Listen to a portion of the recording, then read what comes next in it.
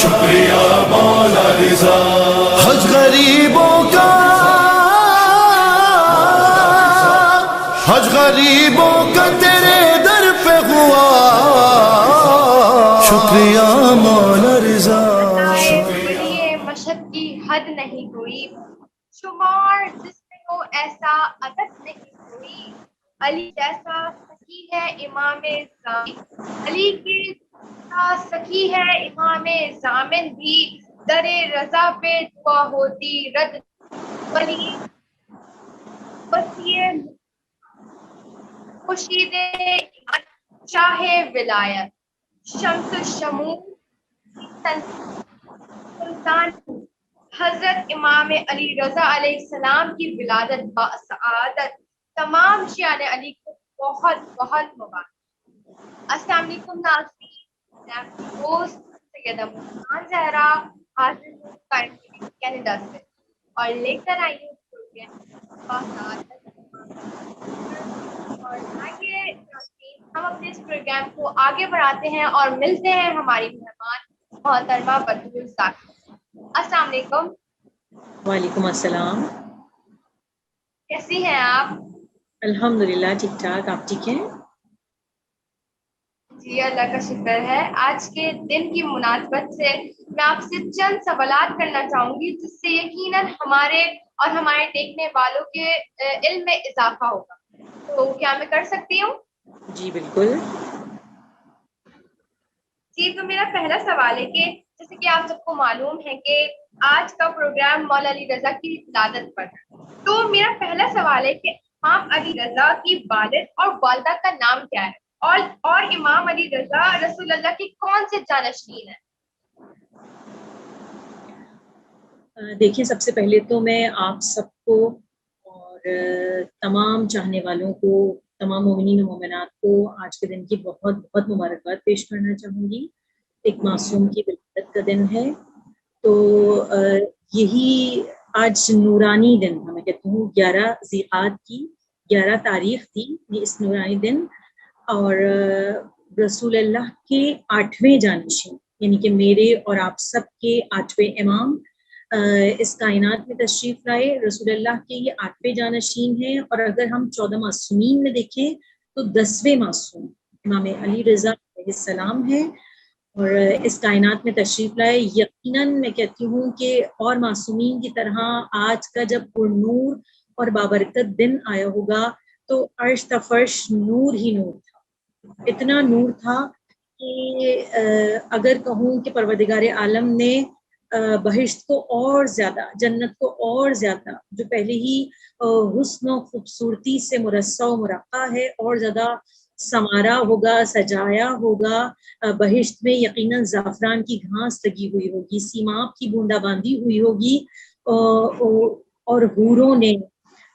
خوشبوؤں کو بکھیر دیا ہوگا کہ اس کائنات عالم میں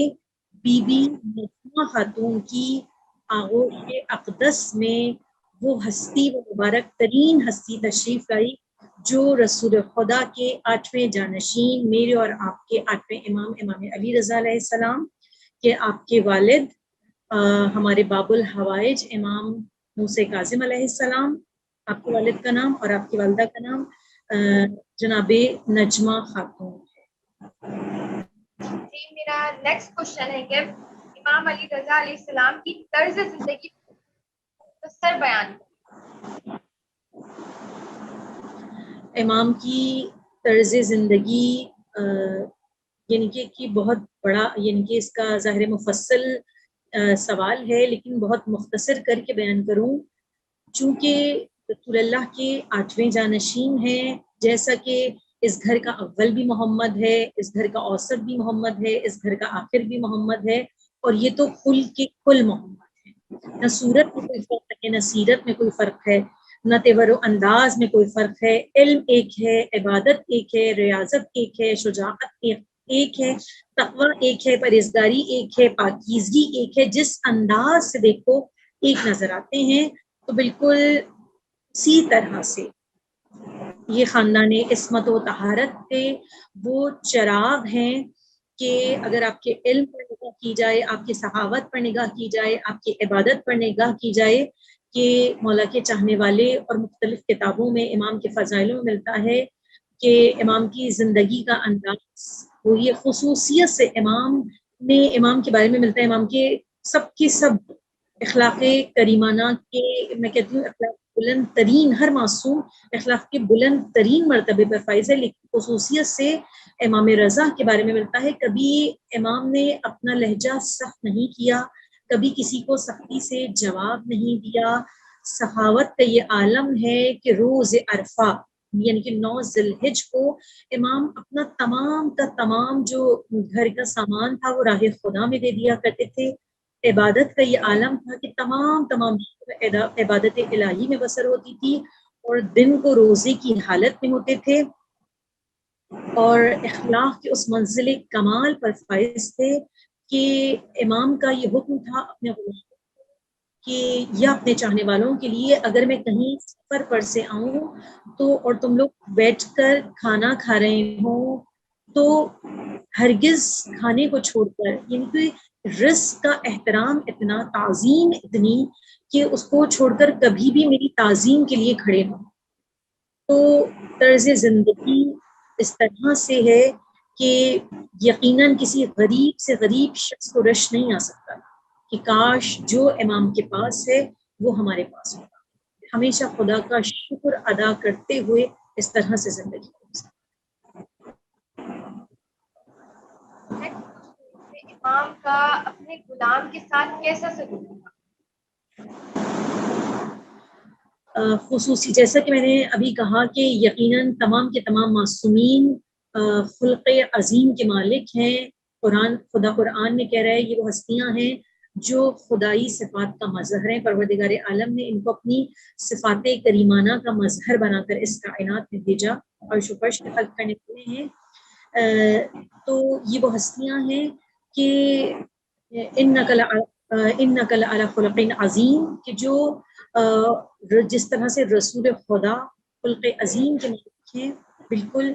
ان کے فرزند ہیں یا اپنا رسول اللہ ہیں۔ تو خصوصیت سے آپ کی اخلاق کے بارے میں ملتا ہے۔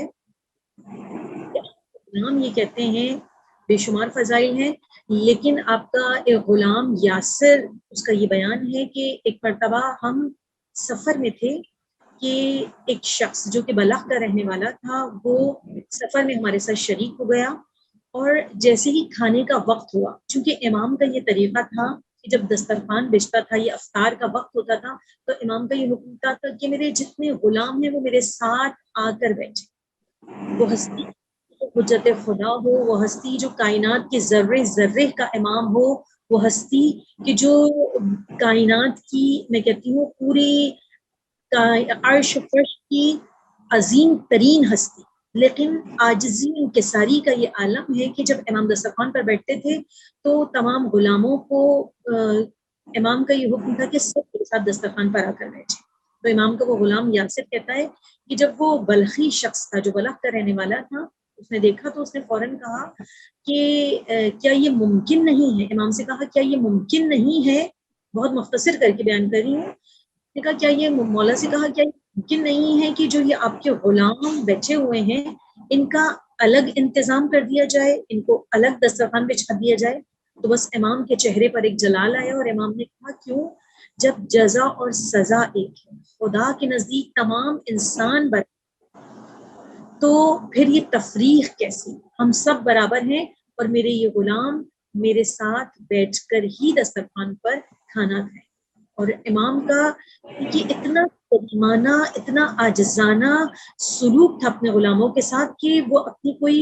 امام کے غلام کوئی پریشانی، کوئی مشکل، کوئی حاجت کہتے ہوئے امام سے جھجکتے نہیں تھے۔ آج جبکہ اگر ہم دیکھے جائیں دعویدار ہیں کہ ہم مولا کے چاہنے والے ہیں، ہم اہل بیت کے چاہنے والے ہیں، لیکن ہمارے ہاں اگر کسی کے پاس دنیاوی مال و دولت آ جائے، کوئی رتبہ، کوئی عہدہ مل جائے جو کہ چند دنوں کا ہے، بالکل یہ ختم ہونے والا ہے، ہمیشہ باقی رہنے والا نہیں ہے، لیکن ہماری عاجزی اور انکساری یہ نہیں ہوتی۔ وہ ہستی کہ جو ولایت و امامت کے مالک ہیں لیکن عاجزی و انکساری کا یہ عالم ہے، تو بہترین انداز ہے امام کا اپنی کنیزوں کے ساتھ، اپنے غلاموں کے ساتھ، اور بھی بے شمار واقعات۔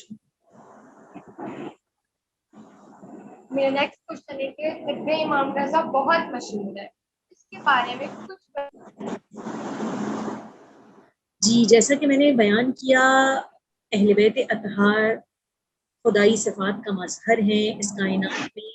میری اور آپ کی ہدایت اور رہنمائی کے لیے تشریف لائے ہیں۔ تو دیکھیے، یہ احسان ہے پروردگار عالم کا کہ اس نے ہمیں ان ہستیوں کے دامن سے منسلک کیا کہ جنہوں نے زندگی کا کوئی پہلو بھی تشنا نہیں چھوڑا کہ کسی منزل پر آ کر ہمیں پریشانی ہو، اب کرنا کیا ہے۔ یقیناً جو اس در سے وابستہ ہو گیا اس کے دین اور دنیا دونوں سے، اور یہ ہم جتنا بھی شکر ادا کریں کم ہے، ہر ایک کا قلب متحمل نہیں ہوتا۔ خدا قلوب کو چنتا ہے، ان اذہان کو خدا چنتا ہے کہ جو قلوب ذکر محمد و آل محمد سے معطر ہوتے ہیں۔ ہر قلب متحمل نہیں ہوتا کہ اس میں ذکر محمد و آل محمد جلوگر ہو سکے، نور ان کے قلب، ہر ایک کے قلب میں منتقل نہیں ہوتا۔ تو یہ اس خدا کا ہم جتنا بھی شکر ادا کریں کم ہے۔ تو دیکھیے، ان ہستیوں نے کوئی بھی زندگی کا پہلو تشنا نہیں چھوڑا۔ ویسے تو ہر معصوم کا ہمیں ملتا ہے، لیکن خصوصیت سے طب امامی ہے، جس کی فقط ایک دو جملے بیان کروں کہ اس کے میرے اور آپ کے لیے بہت فوائد موجود ہیں اگر ہم اس پر عمل کریں۔ ایک عام سی بات، مطلب عام سی کیا اہم بات ہے کہ جس میں آج میں امام ارشاد فرماتے ہیں کہ جو شخص کھانے کی ابتدا نمک سے کرتا ہے، خدا اس کو 70 بیماریوں سے دور رکھتے ہیں، کہ وہ 70 بیماریوں سے دور رہتا ہے، خدا اس کو شفا دیتا ہے۔ ایک مقام پر امام ارشاد فرماتے ہیں کہ انار میں ایک دانہ جنت کا ضرور موجود ہوتا ہے۔ اور اسی طب امام رضا میں امام ارشاد فرماتے ہیں، جیسا کہ آج کل بچوں کے پیپرز ہو رہے ہیں، امتحان ہو رہے ہیں، کہ جو شخص، یعنی کہ جو طالب علم کثرت قرآن کی تلاوت کرتے ہیں، شہد کھاتے ہیں، یعنی کہ شہد کو اپنی خوراک میں رکھتے ہیں، قرآن کی تلاوت کرتے ہیں اور دودھ پیتے ہیں، یہ 3 چیزیں جن طالب علموں کی یعنی کہ زندگی میں شامل ہوتی ہیں، تو خدا ان کے ذہن کو بہت زیادہ تیز کر دیا۔ اور بھی بہت ساری ایسی باتیں تو جو میرے اور کے لیے بہت انتہائی مفید ہے۔ میرا نیکسٹ کوشچن ہے کہ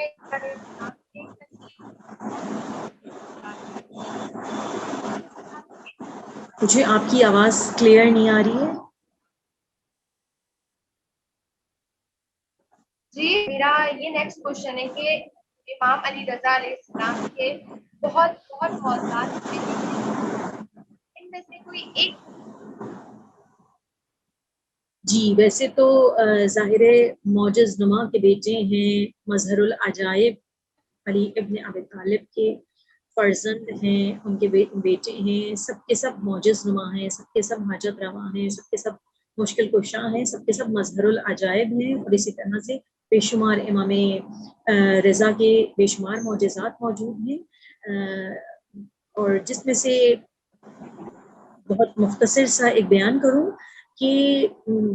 چونکہ رسول اللہ کے بیٹے ہیں تو اس طرح سے ایک مولا کے چاہنے والے ہیں۔ شاید محمد بن عیسیٰ میرے ذہن میں آ رہا ہے، ان کا نام ہے محمد بن عیسیٰ، جو امام کے زمانے میں ہی تھے، امام کے چاہنے والے تھے۔ تو کہتے ہیں میں نے خواب میں مجھے رسول خدا کی زیارت ہوئی، اور میں نے دیکھا ایک مقام پر تخت پر موجود ہے، ان کے سامنے رکھا ہوا ہے، اور میں جیسے ہی ان کی زیارت کے لیے جاتا ہوں تو رسول اللہ مجھے اس میں سے ایک مٹھی خرمے آتے ہیں، اور جب میں ان کو شمار کرتا ہوں تو وہ 18 خرمے تھے۔ کہاں مجھے یہ خواب دیکھے ہوئے کچھ دن گزر چکے تھے، تو مجھے معلوم یہ ہوا، پتہ چلا کہ امام رضا تشریف لائے ہوئے ہیں، ہمارے قریب میں تشریف لائے۔ میں فوراً، چونکہ مولا کا چاہنے والا تھا، مولا کی زیارت کے لیے فوراً پہنچا کہ مولا کے چہرے کی زیارت کروں۔ کہتے ہیں کہ جیسے ہی میں پہنچا ہوں تو بالکل مجھے محسوس یہ ہوا کہ ابھی جو تھوڑے دن پہلے میں نے خواب دیکھا تھا، بالکل اسی طرح کا منظر نظر آیا، کہ جس طرح سے رسول اللہ کو دیکھا تھا کہ بیٹھے ہوئے ہیں تشریف فرما ہیں، بالکل اسی طرح سے امام رضا بھی تشریف فرما تھے، اور سامنے کشت رکھا ہوا تھا جس پہ خرمے بھرے ہوئے۔ کہا جیسے ہی میں مولا کے قریب گیا، میں نے مولا کو سلام کیا، مولا نے مجھے ایک مٹھی خرمے عطا کیے اور میں نے وہ لے لیے. تو میں نے مولا سے کہا مولا کیا اس سے کچھ زیادہ عطا ہو سکتے ہیں؟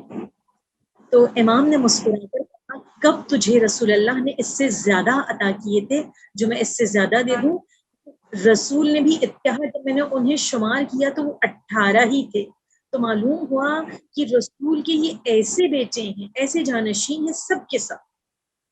کہ نہ صورت میں کوئی فرق ہے، جیسا کہ میں نے کہا نہ سیرت میں کوئی فرق ہے، نہ تقوی و پرہیزگاری میں کوئی فرق ہے، نہ سخاوت میں کوئی فرق ہے. جو رسول خدا کا عمل ہے، اول محمد کا آخر محمد، ہر ایک کا عمل وہی جو رسول کا عمل. میرا نیکسٹ کوشچن ہے کہ امام علی رضا علیہ السلام مدینے سے خراسان. ہلو امام علی رضا علیہ السلام مدینے سے خراسان کس طرح آئے؟ یہ جی مدینے سے مولا خراسان بلوائے گئے. یہ ایک کافی تشریح طلب اور تفصیل طلب جواب ہے، کوشش کروں مختصر کر کے جواب دوں کہ یہ ایک الگ بحث ہے کہ مامون کا زمانہ تھا اور بہرحال اس نے امام رضا کو طلب کیا. جب اس نے اپنے وزیر سے پوچھا تھا کہ میری حکومت سے یعنی کہ میری حکومت کو کس سے خطرہ ہے، تو اس نے اس 3 لوگوں کے نام لیے تھے کہ آپ کا بھائی ہے، امین اس کا غلام ہے، اور تیسرا امام رضا ہے. تو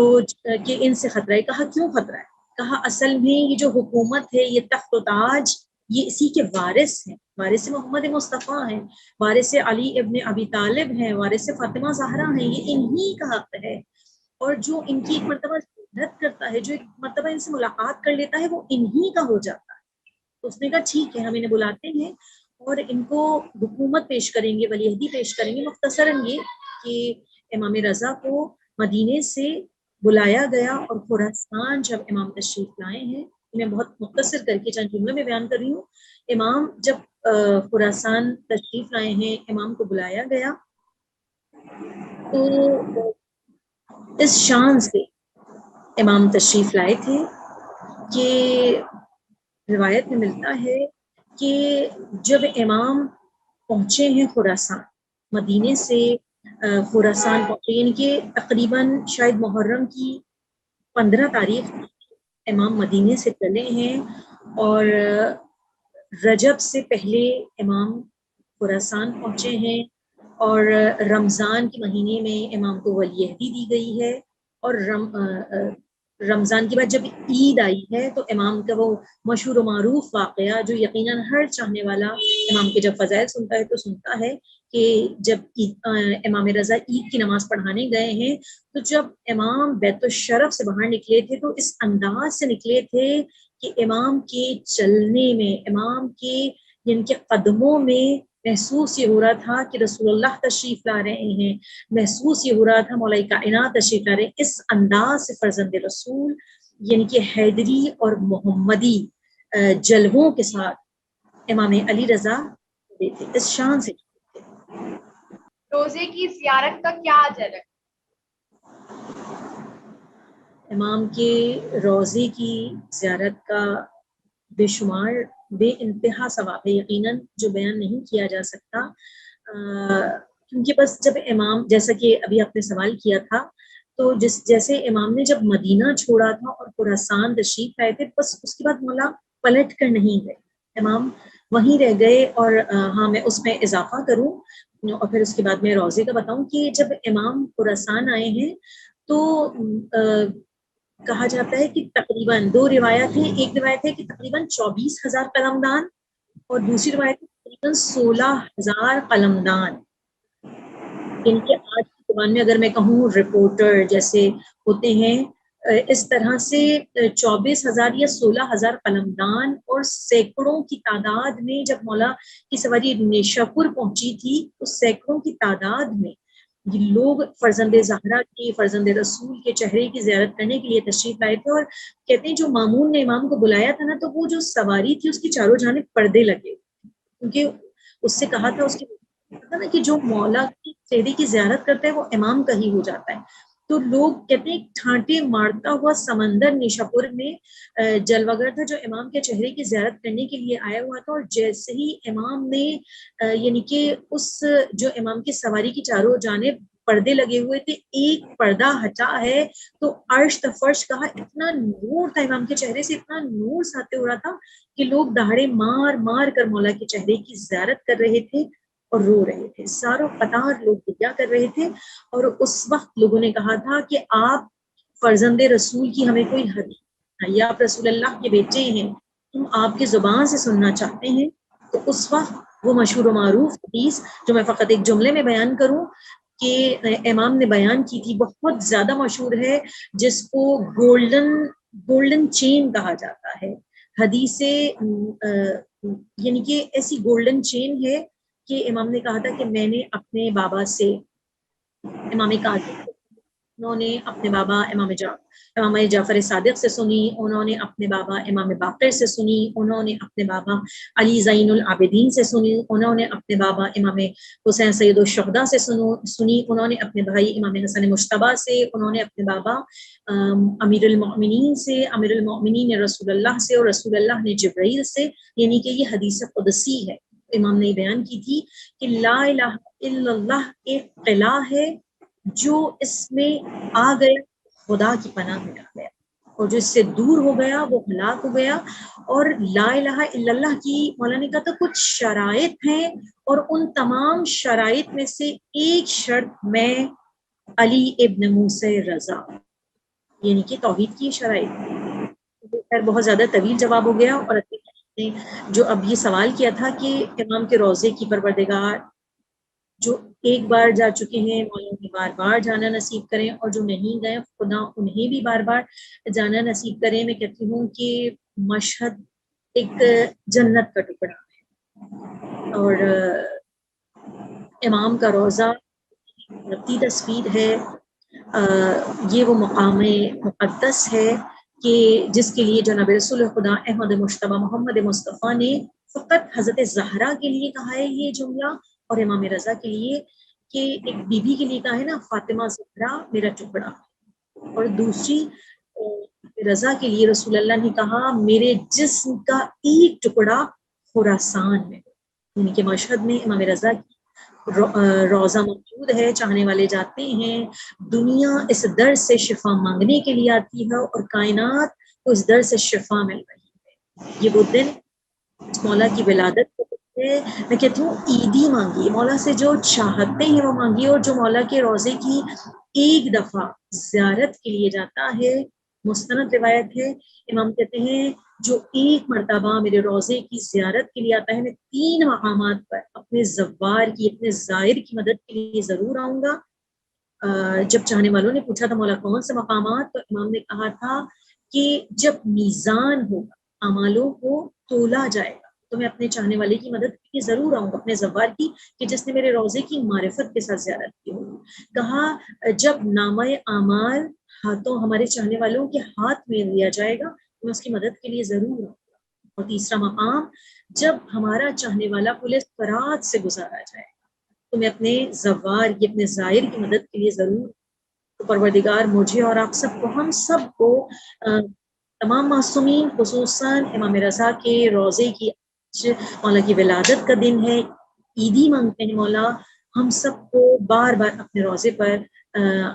آنے کی سعادت نصیب کرے، آپ کے روضے پر جانے کی سعادت نصیب کرے، وہاں کی زیارت کرنا نصیب کرے انشاءاللہ۔